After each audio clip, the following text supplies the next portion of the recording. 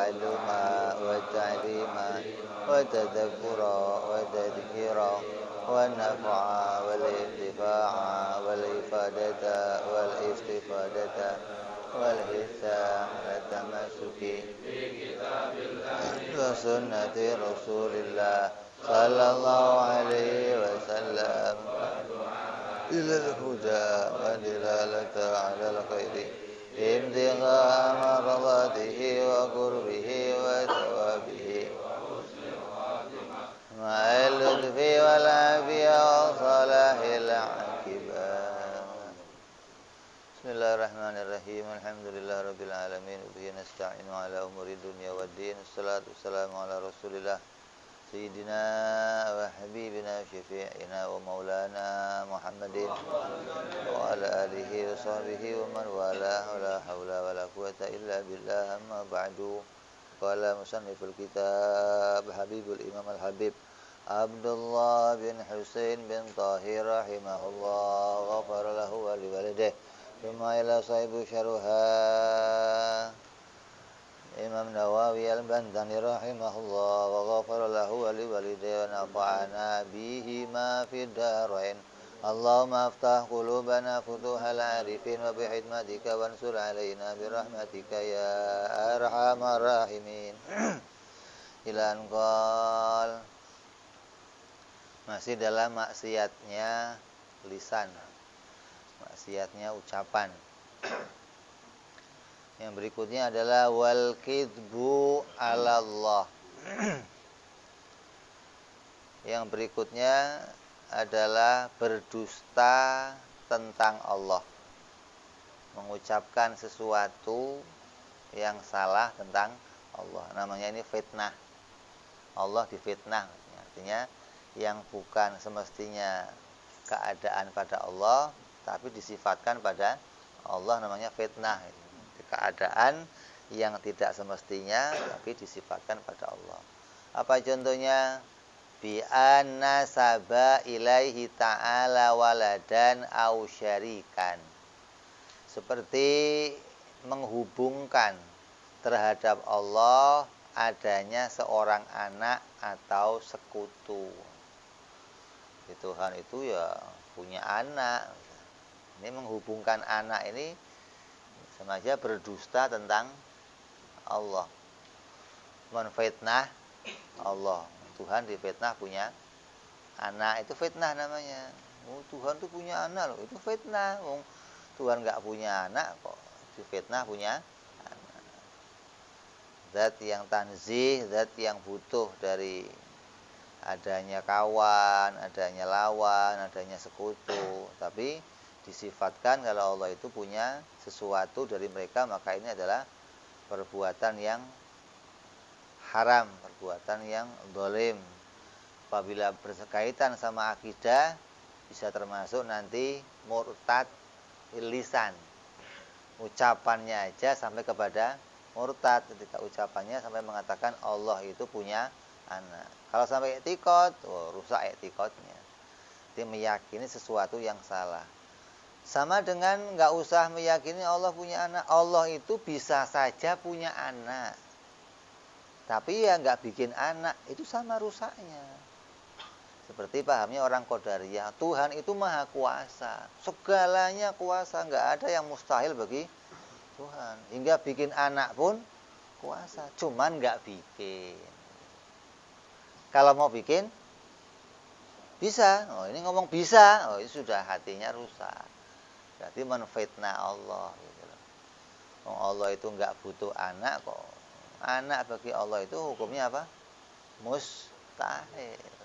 Sekutu bagi Allah hukumnya mustahil. Bagaimana yang mustahil kok mau diletakkan pada Allah? Qala Allah Ta'ala, faman adlamu mimman kadzaba 'ala Allah. Maka siapakah orang yang lebih zalim dari orang yang telah membuat dusta tentang Allah? Ente ngomong bohong, fitnah terhadap yang lain, dosa. Ini yang paling hebat Allah difitnah. Oh, ini fitnah paling top. Ya, enggak tanggung-tanggung ini, enggak raja doang, Enggak raja doang. Yang diantara yang pertama bawa kebohongan tentang Allah iblis.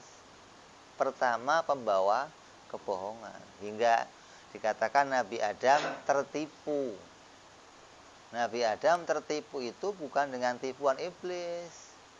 Nabi Adam enggak tertipu dengan apa? Rayuan iblis enggak, tapi tertipu dengan apa? Dengan nama Allah. Iblis sumpah, wallah Nabi Adam. Nah, ini wallahnya ini yang membuat Nabi Adam, oh, demi Allah loh. Nah, ini ada nama Allah di situ, maka Nabi Adam ikut. Nah, bukan pendapat iblisnya, bukan. Bukan ajakan iblisnya yang membuat dia mau, bukan. Tapi ada Allahnya di situ, makanya begitu ditanya, Nabi Adam, kenapa begitu? Saya baru tahu kalau ada orang bohong bawa namamu ya Allah. Saya kira nggak ada yang berani ya Allah. Ternyata ada juga yang berani bohong bawa namanya Allah. Wallah, ini kalau ada orang kok bohong pakai wallah, itu anak buahnya iblis. Jadi yang pertama bohong pakai nama Allah adalah iblis. Maka di Quran wa qasamahuma. Wa qasamalahu, dan iblis bersumpah atas nama Allah kepada keduanya. Jadi Nabi Adam itu melihat sumpahnya iblis pakai wallah itu jadinya, oh iya iblis, ada wallah. Nah, ini berarti wallah ini. Ini termasuk bagian fitnah namanya, atau berbohong atas nama Allah. Ini termasuk perkara yang haram. Apabila itu sampai menyangkut akidah, maka bisa sampai kepada syirik atau murtad. Ai la ahada adlamu bila tasydidi fidzal. Maksudnya tidak ada seorang pun yang lebih zalim daripada orang itu gitu. Artinya paling zalim-zalimnya orang itu ya orang yang menfitnah Allah. Apalagi bawa-bawa nama Allah atau sumpah pakai namanya Allah untuk mengatakan sesuatu yang tidak semestinya. Wah, ini perbuatan. Wa qala Allah Ta'ala wa yaumal qiyamati taral ladzina kadzabu 'ala Allahi wujuhuhum muswaddah. Dan pada hari kiamat kamu akan melihat orang-orang yang berbuat dusta terhadap Allah, maka mukanya akan dihitamkan oleh Allah Subhanahu wa taala. Jadi dijadikan alamat. Tandanya apa sih? Oh, ini mukanya dibikin hitam. Ini para pendusta Allah. Jadi alamatnya ada gambarnya maksudnya.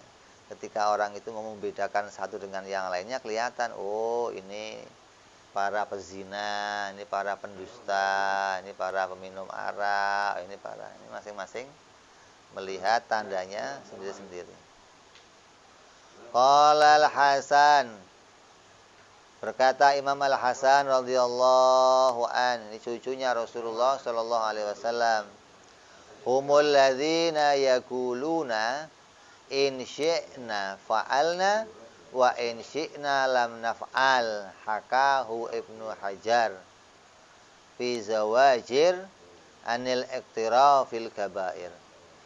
Imam Hasan, cucunya Rasulullah sallallahu alaihi wasallam, beliau berkata, mereka adalah orang-orang yang berkata, jika kami berkehendak maka akan kami lakukan, dan jika kami tidak berkehendak maka tidak akan kami lakukan. Ini orang yang ngomong begini, ini tukang fitnah gitu. Jadi qadariyah itu diantara tukang fitnah yang kedua. Yang pertama iblis, tukang fitnah. Yang kedua qadariyah yang mengatakan, ya kalau saya mau saya bisa ini. Oh, itu fitnah ini. Kok saya mau? Kalau Allah mau bisa, bukan kalau kamu mau, bukan. Kamu rusak begitu akidahnya. Nah, kalau saya mau, insya Allah bisa. Itu benar.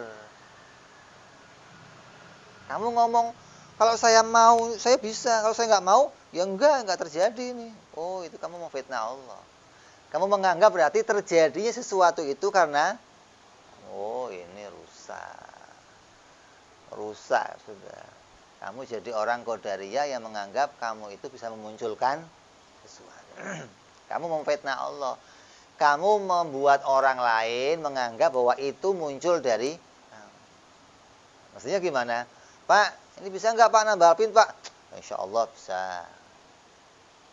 Oh ini saya, kalau nggak saya nggak bisa ini. Waduh, fitnah luar biasa. Orang menganggap bahwa, oh berarti dia ini yang ngerjain.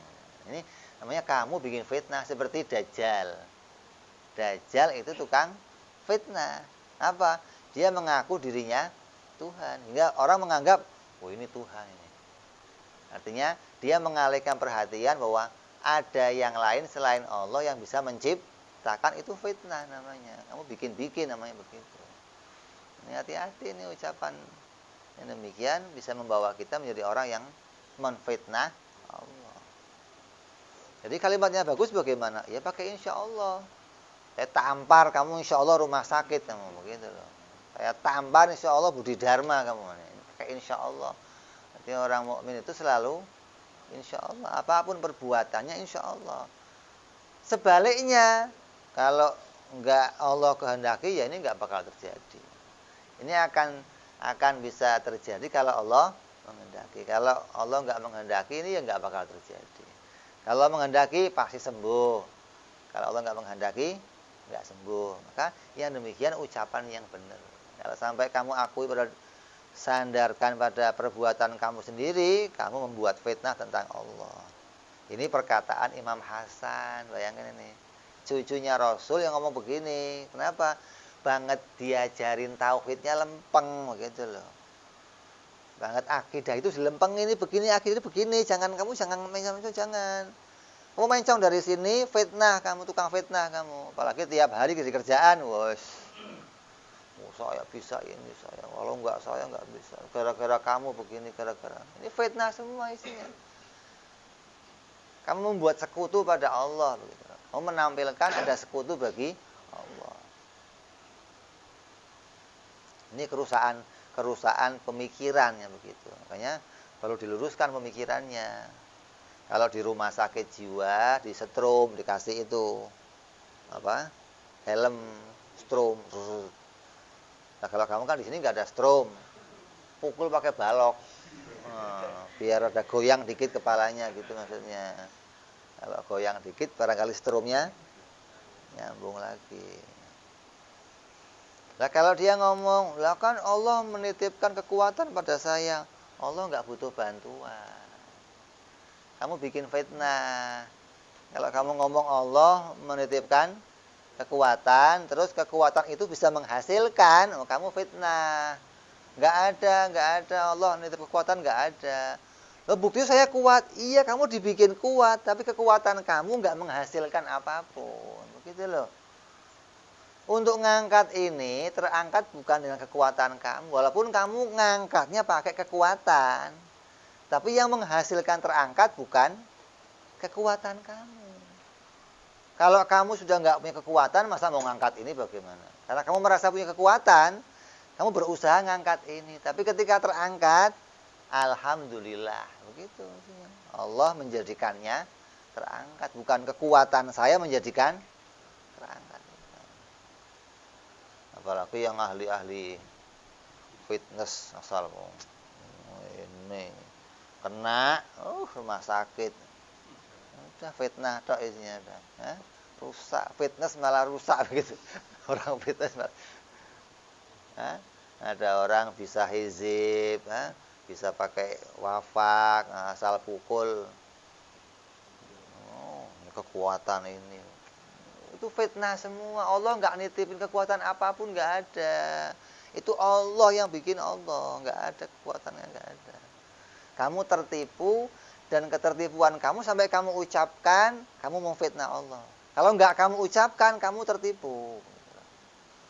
Keyakinan kamu tertipu pada apa yang kamu lihat. Sampai kamu ucapkan jadinya fitnah. Jadinya dusta tentang Allah.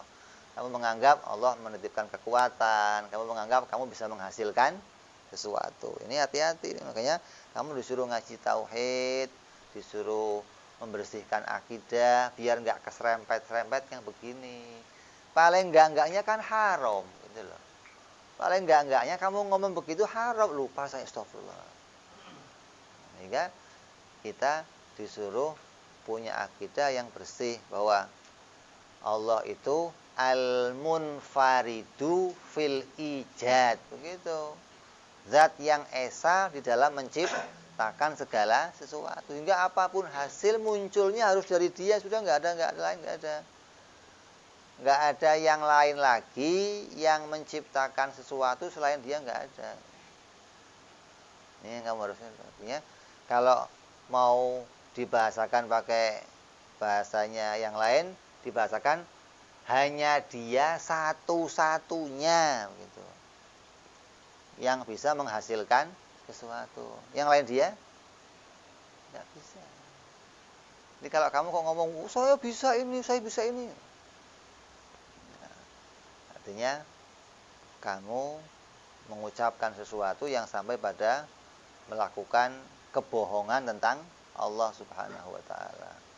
Jika saya berkehendak, maka akan terjadi. Artinya bisa saya lakukan kayak begini. Kalau saya mau gerak, ya saya gerak nih. Saya mau diam, ya diam, terserah saya. Oh, itu fitnah.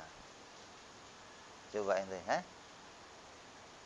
itu qadariyah begitu, fitnah itu. Kamu tanya di luar ya begitu semua. Orang tahunya ya saya bergerakkan, kalau nggak saya gerakin gimana? Nah Allah yang ngasih, tapi kalau saya nggak, tapinya ini loh yang jadi masalah. Kalau saya nggak nyari gimana? Ya nggak dapat. Kalau saya nggak keluar, nggak dapat. Kalau saya mau gerak, ya gerak. Kalau saya mau diam, diam. Tanpa kamu sandarkan kepada Allah, maka itu kamu bikin fitnah. Wadzalika li'annahu nasabal fi'la ila masyiatihi. Kerusakannya di mana? Karena sesungguhnya orang itu mengaitkan sesuatu perbuatan pada kehendak dirinya sendiri. Terjadinya itu karena kehendak saya. Oh, itu kamu memfitnah Allah. Kamu nyaingin Allah lah.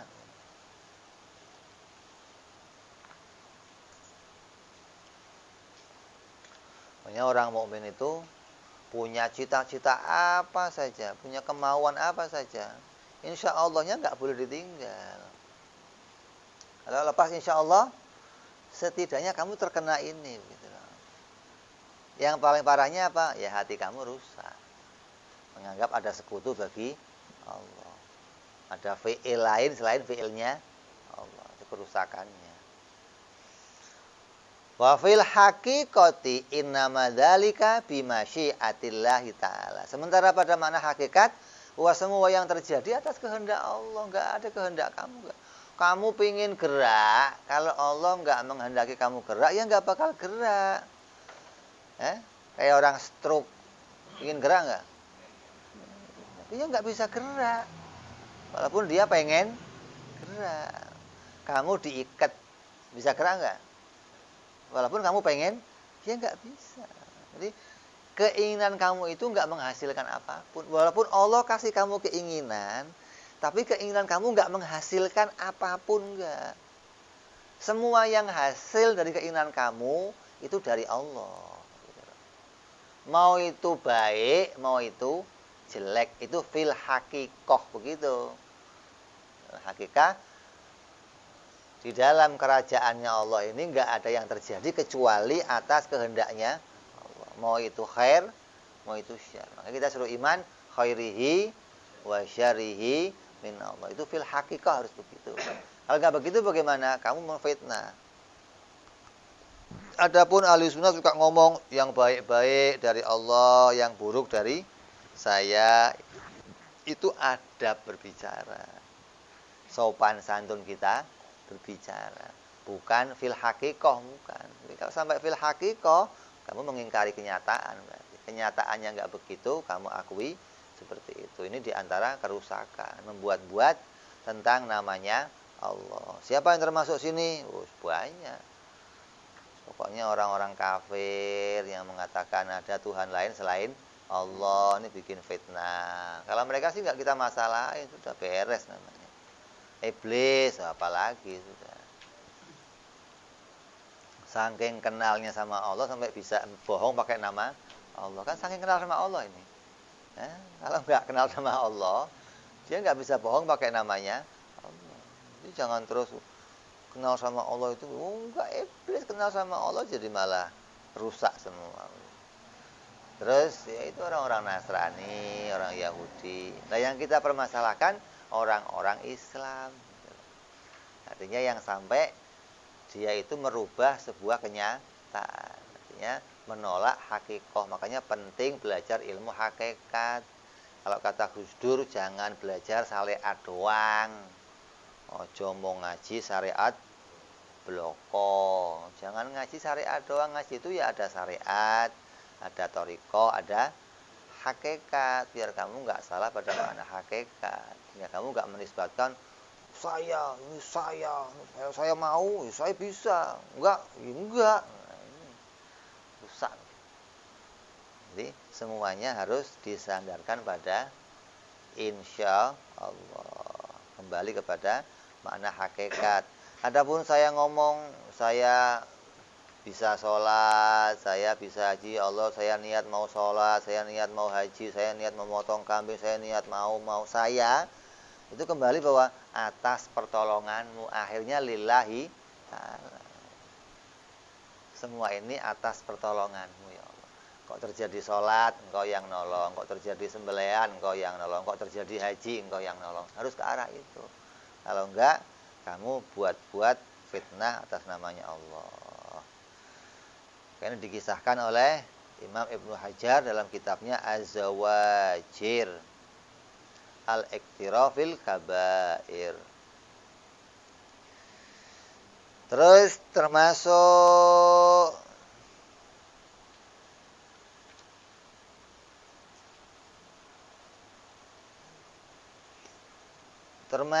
kabair lagi, termasuk dosa-dosa lagi, yaitu dosanya lisan,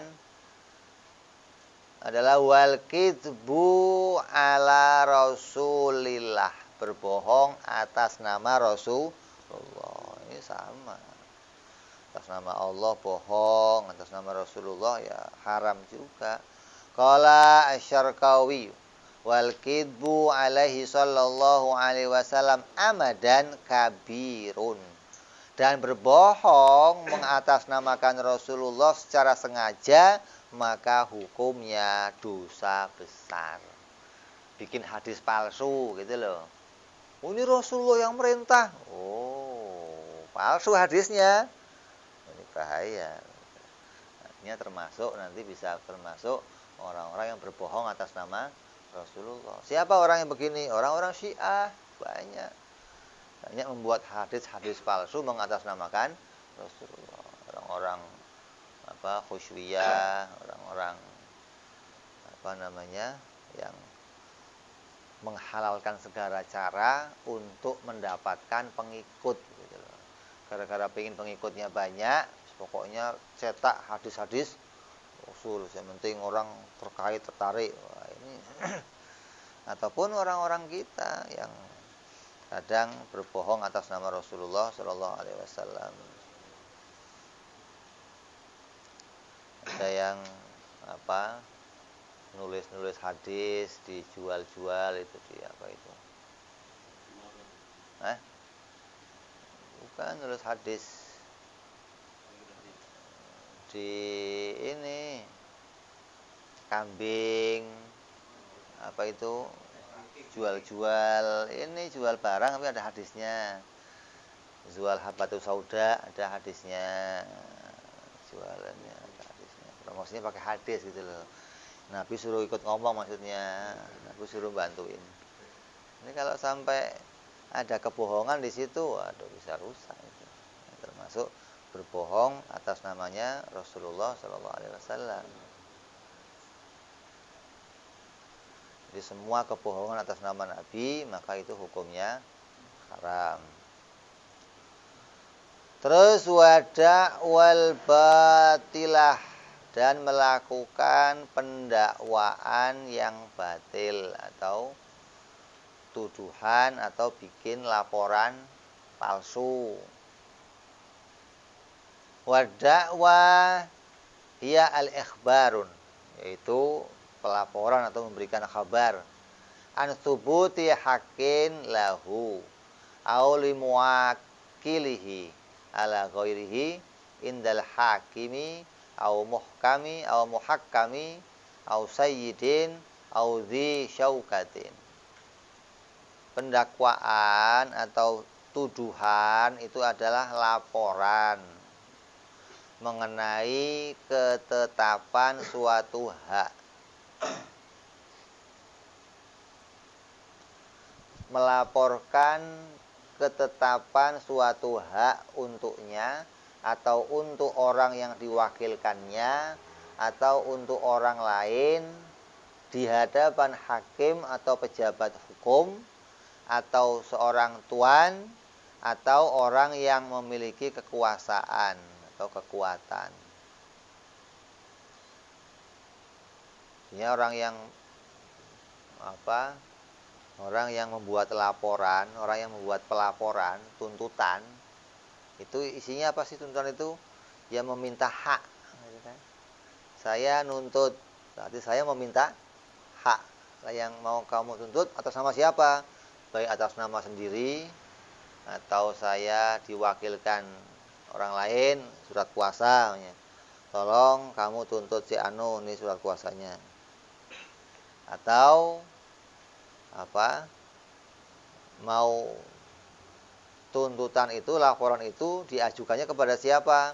Baik itu kepada seorang raja, kepada perorangan, kepada pejabat hukum, kepada orang yang punya kekuatan kayak ke polisi, bikin laporan tuntutan si fulan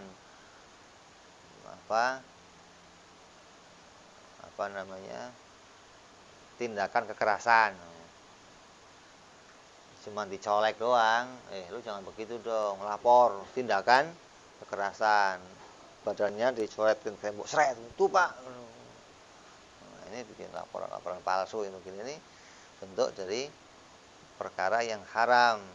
Wal batilu hiya bi an la yakuna lahu aw li muwakkilihi haqqun inda dzalikal ghair. Terus rusak atau batil atau palsu adalah dengan semisal tidak ada pada dirinya orang itu atau si pendakwa atau orang yang diwakilkan suatu hak atas orang lain. Artinya saya nuntut orang lain padahal dia nggak punya hak untuk orang lain. Ini yang sering sekarang yang lagi musim nuntut utang sama orang yang mati. Datangin keluarganya, bapak kamu utang sama saya, tuduhan, bayar pokoknya. Buktinya mana? Oh sudah hilang, bapak kamu yang nyimpen, saya nggak ngerti. Kenal bapaknya enggak? Ini sekarang lagi musim, ini tuduhan palsu begini. Artinya orang-orang yang mau mencari satu keuntungan, maka dia melakukan tuduhan palsu. Kalau sekarang pejabat, ulama, ini orang-orang kiai-kiai, ini yang sekarang ini pro kepada Islam, ya seringkali dilakukan seperti ini, bikin laporan palsu, bikin tuduhan palsu, ada cat mesum, ada apa lagi itu. Pokoknya bagaimana caranya umat Islam biar terpuruk, umat Islam biar namanya hancur, umat Islam biar rusak. Artinya citra Islam itu mau dihancurkan dengan berbagai macam cara. Allah Subhanahu wa taala berfirman, al-Islamu yu'la. Islam itu mulia, wala ya'lu alai, dan tidak butuh dimuliakan. Islam itu sudah agung, sudah mulia, enggak usah kamu angkat-angkat. Kalau ada orang yang mau menjatuhkannya, nggak bisa, dia memang sudah terangkat. Allah yang mengangkatnya, Allah yang memuliakannya, Allah yang akan menjadikan pembelaan kepada agama Islam. Ya Allah yang nanti akan memunculkan. Kalau kamu kalau lihat Palestina namanya dihancurkan, dibombardir, mestinya kan Allah mampu ngirim burung ababil kayak apa hancurin Israel gitu kan. Ya kalau Allah semua yang menciptakannya, yang menjadikan solusinya langsung datang dari Allah, kamu nggak punya pahala apa-apa kalau begitu. Jadi kamu harus kayak kamu itu lihat film gitu loh. Kalau ada orang lagi didolimi di film, yang kamu tunggu siapa? Jagoan. Kapan jagoannya muncul? Begitu loh. Jadi kejadiannya begini ini maknanya Allah akan memunculkan jagoan-jagoan, orang-orang yang punya kepedulian kepada umat, kepedulian kepada yang lainnya, akan dimunculkan oleh Allah. Semakin tampak kedoliman, tinggal kamu tunggu aja, ya Allah siapa nih yang akan muncul. Kok nggak kamu? Saya nggak sanggup. Berarti kalau kamu nggak sanggup, kamu nunggu orang lain yang akan Allah munculkan, gitu loh. Nah, kalau sanggup gimana? Ya kamu sendiri yang muncul. Ya Habib Rizik, nggak usah nunggu-nunggu. Orang semuanya asal ini akhir zaman, kita tunggu Imam Mahdi. Terus sambil nunggu Imam Mahdi kita ngapain? Sedikiran aja. Oh ya rusak semua kalau begitu. Imam Mahdi biarin. Nanti urusan Imam Mahdi. Lah, urusan kita apa? Ianya sekarang bisa kamu kerjakan apa kayak gitu. Kayak Habib Rizik turun tangan tindak ini. Kenapa? Kalau semua diserahkan ke Imam Mahdi, kamu nggak punya kerjaan apa-apa dong sekarang ini. Udah jagoan nunggu Imam Mahdi aja lah. Nah kamu ngapain? Terus pahalanya nggak ada dong. Jadi kalau kamu lihat perkara-perkara yang dolim sekarang terjadi, kita tunggu aja ya Allah. Ya kita itu nggak punya kemampuan. Ini siapa nih orang yang punya kemampuan? Siapa yang bertindak? Dukung begitu aja. Udah bantu enggak, keluar yang enggak karuan, mengecilkan. Lalu peran kamu apa dalam agama? Artinya peran kamu untuk melakukan perintah Allah ketika melihat kezaliman, melihat macam-macam ini apa perannya? Paling enggaknya lo doain dah, mudah-mudahan Habib Rizik sehat, cepat pulang, cepat begitu. Mudah-mudahan Habib Bahar selesai masalahnya, bisa keluar, mudah-mudahan ini. Ulama-ulama kita sekarang sedang berjuang mati-matian. Artinya kepingin generasi kita ke depan itu nggak selalu didolimi. Gitu loh. Ingin generasi Islam ke depan itu ya bisa ibadah dengan tenang, bisa beragama dengan tenang seperti sebelumnya. Gitu. Jangan sampai nanti anak-anak kita ini terusir seperti Islam di negara-negara yang lainnya. Ya, sudah kita lihat bagaimana negara itu berkembang dengan baik ketika di atas itu nggak ada orang Islam, yang di bawah Islamnya dirusak semua. Ini jangan sampai demikian. Makanya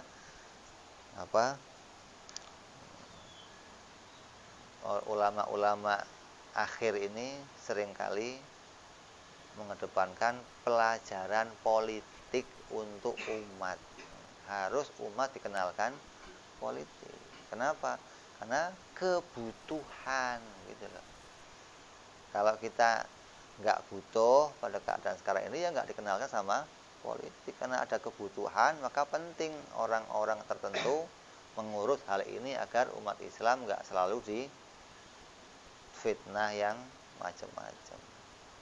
Mudah-mudahan kita di antara kita dimunculkan oleh Allah orang-orang yang jadi pembela, penerus, dan bisa mengayomi umat Islam sehingga kita bisa nyaman dan damai dalam beribadah kepada Allah Subhanahu wa taala. Ini termasuk juga perkara yang haram atau ucapan, tuduhan palsu atau tuntutan palsu atau pelaporan palsu, ini bagian dari perkara yang haram. Kemudian termasuk pula di antara perkara yang haram diucapkan, haramnya ucapan apa? Wa tolaku bid'i, dan tolak yang bid'ah. Talak menceraikan istri tapi hukumnya bid'ah, hukumnya haram. Ada talaknya sah terjadi cerai tapi hukum mentalaknya haram gitu loh, berdosa gitu loh. Contohnya kayak apa? Ka'an yutalliqa mautu atahu walau fid duburi fil haidi au nifasi. Seperti menceraikan istri. Ini ada seorang suami nyerain istrinya dan istrinya itu telah disetubui, sudah dikumpulin. Pas keadaan sedang haid atau sedang nifas, maka diceraikan sama suami. Jadi, nyerain istri waktu haid, waktu nifas itu hukumnya haram. Walaupun sah, tetap cerai, tapi hukum cerainya kamu mendapatkan perkara yang haram. Walaupun istri kamu itu sudah pernah kamu setubui lewat duburnya sekalipun, termasuk sudah sesuatu yang perceraiannya itu harus melihat pada kondisi. Jangan cerainya asal kamu sudah sumpek, cerai, nggak lihat kondisi perempuan itu sedang apa, mau sedang haid, mau sedang nifas, mau sedang apa. Yang penting saya udah nggak senang, cerai. Oh, ini nanti cerainya tetap terjadi, kamunya tetap berdosa. Jadi ada orang nyeraiin istri tapi hukumnya dosa. Wa ka'ay yutalliqaha ma'a akhiri tuhri min haidin aw nifas.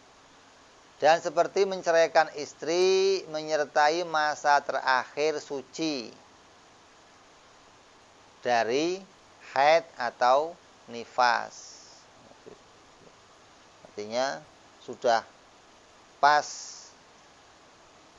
keadaan haidnya akhir disucikan atau awal diceraikan. Pokoknya masih dalam keadaan dia seperti itu, maka seorang laki-laki haram menceraikan istrinya.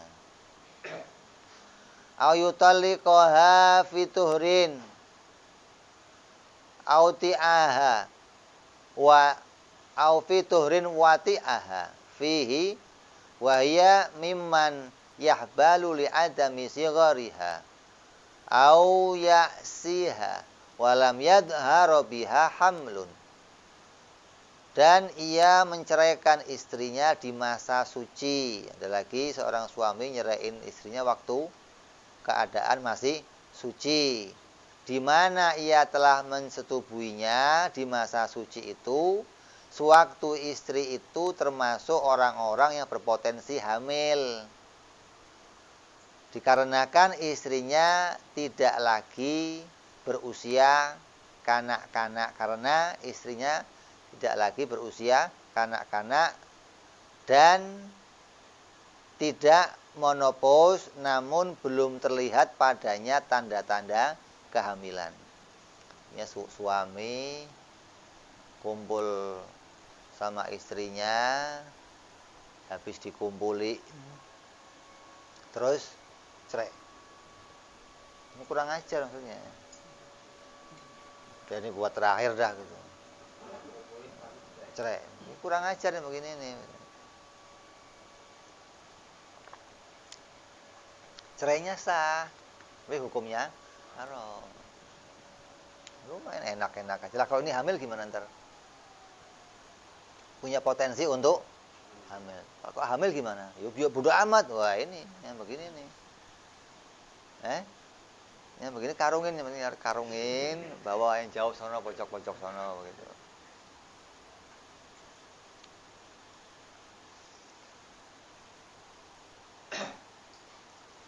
Nah ini kenapa kok dicerain? Ya salahnya macam-macam. Pokoknya sudah nggak cantik lagi, udah nggak enak lagi, ini rusak. Awati aha fi haidin qabla dzalika tuhrin. Atau ia telah mensetubuinya di masa haid sebelum datangnya masa suci. Si haid dipakai juga. Haid itu kan kadang ada jeda kan. Orang haid itu kadang 7 hari, 3 hari, 4 hari bersih, keluar lagi, bersih, keluar lagi. Mungkin sebelum 15 hari masih terhitung haid, lebih 15 hari istihadah namanya. Nah, itu jeda-jeda itu kata beberapa ulama boleh kamu pakai. Kenapa? Sudah jeda kan? Mandi istrinya pakai. Oh, keluar lagi, ya sudah, haid lagi. Yang penting waktu kamu pakai nggak ada darahnya gitu loh. Dalam keadaan sudah bersih. Tapi kalau yang hati-hati kan nggak setuntasnya lah, tunggu sampai bersih lah. Gitu loh.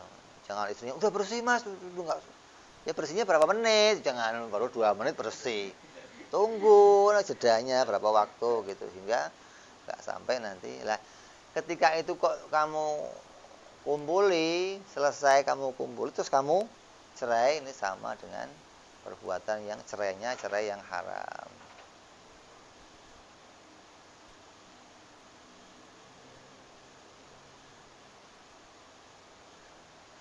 Wa min dzalika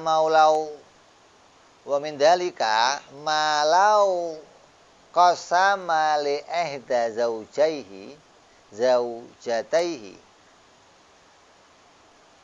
Di antara lagi yang lain, talak yang bid'ah adalah seandainya seorang suami menggilir salah satu dari kedua istrinya. Jadi suami punya 2 istri.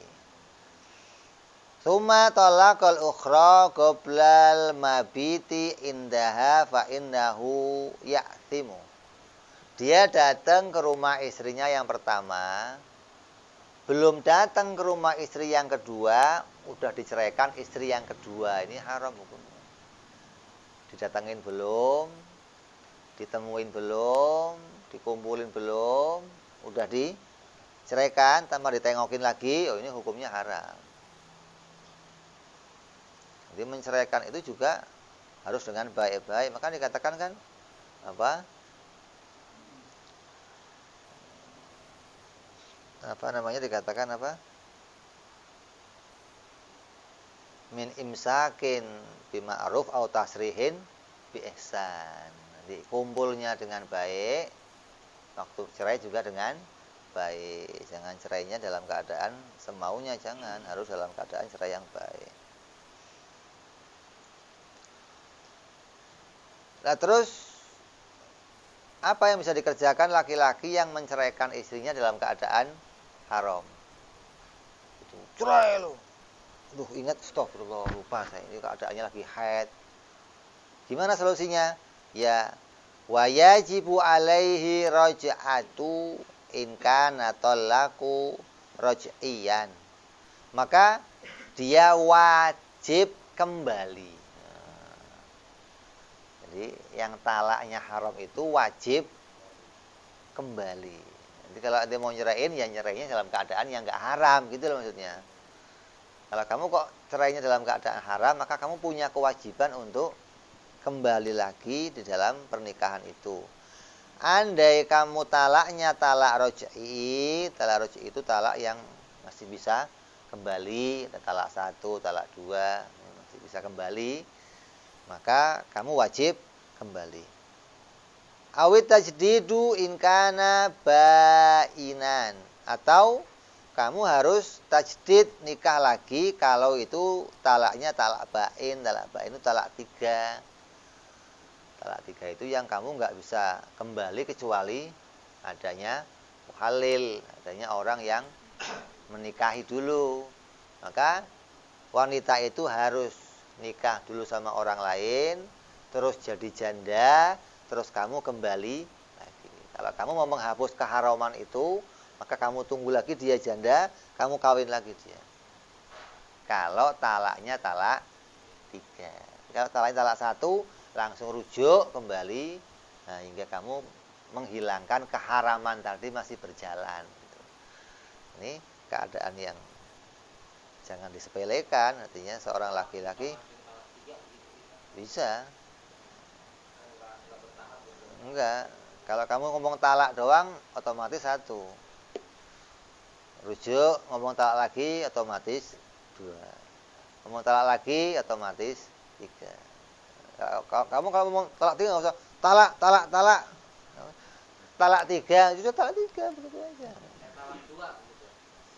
Ya satu jatuhnya.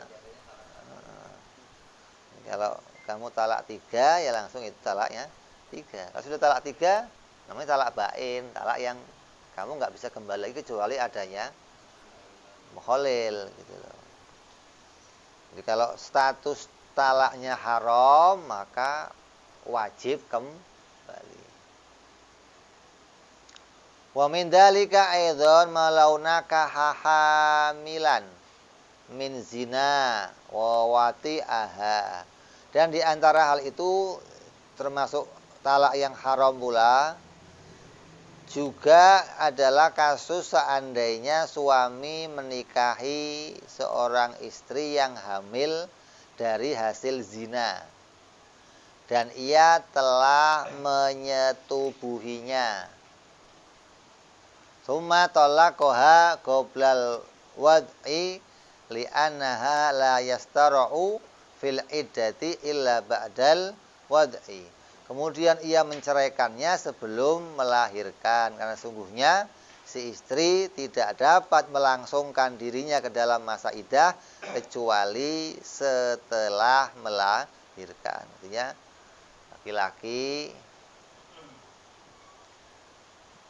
kawin sama seseorang perempuan, perempuan sudah hamilnya hamil hasil zina. Begitu dikawinin, dikumpuli. Habis dikumpuli, belum lahir udah dicerai. Ini kurang aja mau nambahin doang maksudnya. Tadi di DP-in. Ini gua tambahin gitu. Udah tinggalin. Wah, ini haram gitu. Karena seorang wanita itu nanti akan punya masa iddah selama hamil itu masa iddah terus. Jadi kalau kamu nyerainya waktu hamil 1 bulan, berarti iddahnya nanti 8 bulan. Nah setelah selesai hamil baru dia boleh kawin lagi. Jadi selama masih hamil dia nggak boleh kawin. Hamilnya hamil cerai, bukan hamil zina. Kalau hamil zina tetap boleh dinikahi, sah nikahnya, nggak usah kamu nikah lagi setelah lahir, kecuali yang dinikahi itu wanita iddah, hamilnya hamil cerai, maka kalau kamu nikahi nikahnya nggak sah. Nanti setelah dia lahir harus nikah lagi, itu nikah yang hamilnya hamil cerai, bukan hamil zina. Nah, di sini kan dikatakan hamilnya hamil zina. Fafihi tatwilun azimun alaiha. Maka dalam perceraian semacam itu yang terjadi tindakan perlamaan iddah dan memberatkan bagi seorang istri. Jadi iddah hamil itu kadang bisa 9 bulan, kadang bisa sehari. Iddah hamil itu. Iya, artinya hari ini kamu diceraikan, besok hamil, bisa lahir. Kan nggak iddah lagi, selesai berarti kan. Jadi iddahnya cuman sehari. Lah ya dong, kalau kamu kok nyerainya waktu masih sebulan, yo iddahnya 8 bulan nanti sono akhir. Kok nyerainya kok pas 9 bulan cerai. Besok lahiran, selesai iddahnya.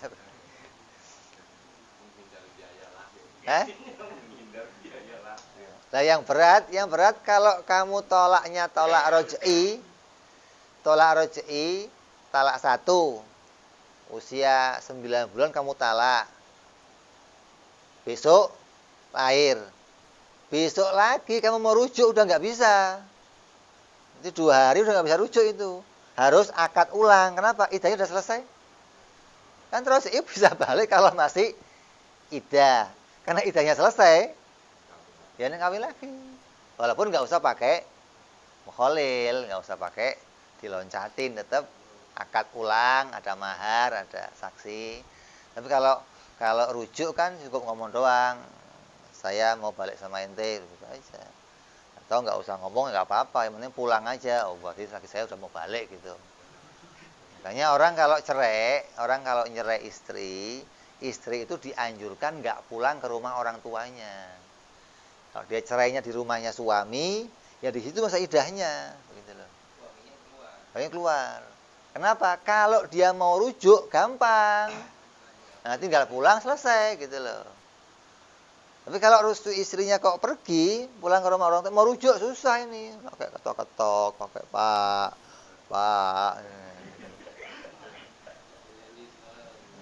Terus suami istri yang ditalak roj'i, talak satu, itu boleh berdandan.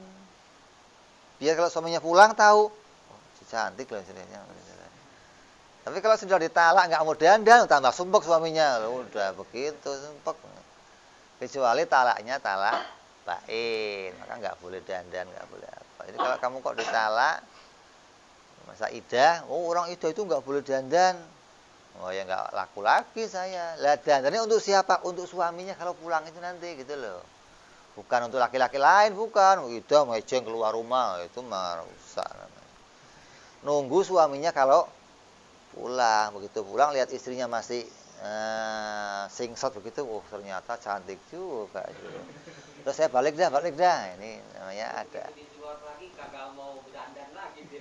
Iya, pokoknya ada.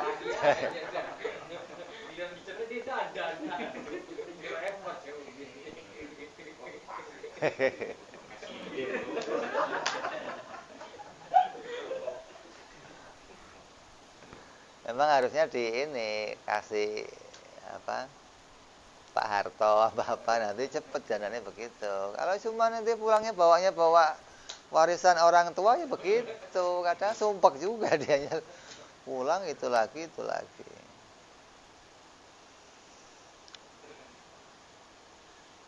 Maka yang begitu idah yang lama itu membuat istri berat. Karena orang idah itu dalam keadaan apa? Dalam keadaan sendiri, apalagi hamil gitu. Tambah berat keadaannya. Maka ini haramnya begitu. Hadza illam yahid hamilan kama huwal ghalib. Dan ketentuan ini apabila tidak haid saat hamil. Sebagaimana hal itu merupakan hal yang umum terjadi. Artinya orang hamil itu yang enggak mengalami haid. Wa illa in qadad iddatuha bil aqra. Dan jika tidak, artinya bila dia saat hamil itu tetap haid, maka menjadi putus masa idahnya dengan beberapa haid. Nah, tapi kalau waktu hamilnya enggak haid, ya nunggu selesainya hamil. Kalau pas hamilnya kok haid, nggak umum nih, ada orang hamil kok haid, ini berarti nanti nunggu 3 kali haid selesai idahnya gitu loh. Ini ada orang hamil haid itu langka maksudnya. Yang umum orang hamil itu nggak haid.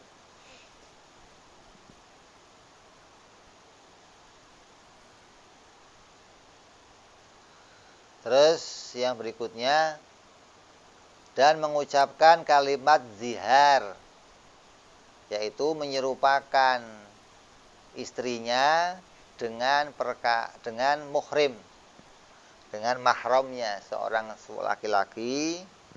Wa ziharu, mengucapkan kalimat zihar atau tasbih az-zauji zaujatahu fil hurmati bimahromihi afadahu syaikhul Islam. Insyaallah kita akan teruskan yang akan datang. Wallahu a'lam bishawab. Wa ila hadratin nabiyil Fatihah.